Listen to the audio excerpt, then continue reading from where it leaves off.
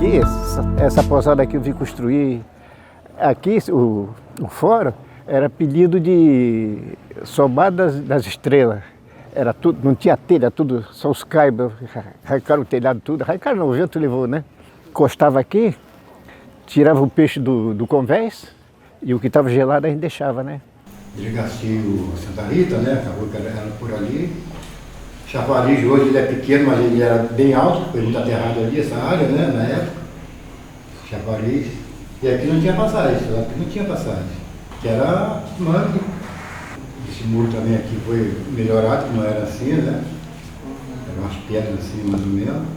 Olha, o que tinha em volta e que atraía muito a atenção nos fins de semana era um mercadinho aí na Rua da Praia, porque vindo da cidade como Cunha, né, e da zona rural, não tinha supermercado, vinham muitas frutas, verduras, legumes.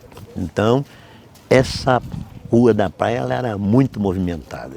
E aqui em frente à delegacia ficavam os animais amarrados, né? Tinha um pé de arróz aqui e o outro aqui atrás, então ficava cheio de animais amarrados e com cangalha. E o movimento era intenso nessa rua. Era, o comércio, a maioria era tudo ali. A Rua Dona Geralda, né, que é logo perto da Santa Rita, né? Era uma das ruas mais que tinha mais. Era uma rua muito alegre. Eu sempre morei ali, né? Na minha fase de adolescência e tudo. E que era totalmente com moradores. As casas eram tudo habitadas, que agora você sabe que não é. Né? Aqui em Paraty virou um shopping center, né? Corrente para cima. Aqui onde era a feirinha ali, era tudo mato. Tudo mato. Tinha o Sr. Pedro Stanis, ele tinha uma... Nesse lado aqui perto do mercado, tudo aquilo ali era uma serraria dele que fazia tamanco, né? E barzinho aqui na... Não, só tinha aqui a mercearia do Igual Mormon. Onde o pessoal tomava cachaça, pro Ramiro, né? Tinha o bar do Bené, que é Benequé, né? O lugar de tomar café, beber cachaça, pescador se reunir, brigar, fazer confusão. Bar do Creve também, né? É. Era tudo Creve, então tinha dois botecos ali na Rua da Praia.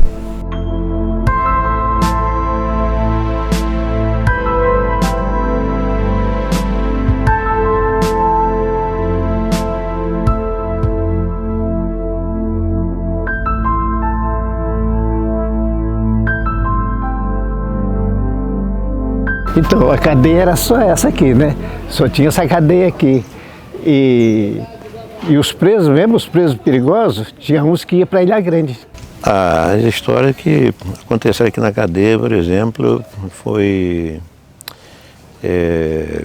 aqui um rapaz que, não sei se essa é uma história meio dramática, né? Porque naquela época tinha muita tortura, né? Muito espancamento. A gente acordava de madrugada com os presos aí gritando, apanhando. Eu acho que a cadeia é mais impactante, né? Quando a pessoa, primeiro olhar, né? Você vê uma cadeia, você vê grade, né? O gradeado, você vê a cela. Então isso chamava muita atenção, né? Mas eu lembro muito quando a gente chamava delegacia, né? E lembro até dos presos naquelas grades que tem, né? Eu ficava ali. E a nossa passagem era ali, né? A rua era aqui do lado aqui. Aí a gente tinha medo de passar próximo aqui, porque tinha uma ideia que os presos podiam segurar a gente pelo lado de dentro, eles eram fortes, né? Por exemplo, quando eu passava aqui na cela, tanto aqui atrás como nessa aqui, essa janela aí, os presos colocavam as mãos por fora, assim, ô menino, vem cá. Aí chegavam na janela, escuta, fala lá com seu pai, pô, manda uma comida aqui pra gente aqui, estão com fome. Jogava até umas moedas assim, mas nós era criança, mas não se metia com essas coisas, né? Eles comunicavam com a gente que passava na rua, sabe? Tinha até um espelhinho que ficava olhando. O presidiário chegava aqui, né? Eles pediam muitas vezes assim pra gente, né? A gente era criança pra pegar, pra comprar um cigarro pra ele, entendeu?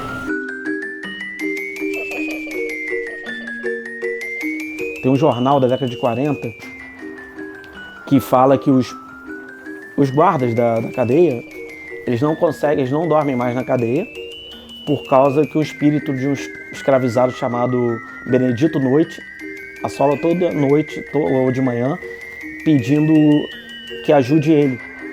Aí no artigo conta toda a história, que ele foi acusado de ter matado um menino no final do 19 e ele aparece sempre nessa cadeia antiga.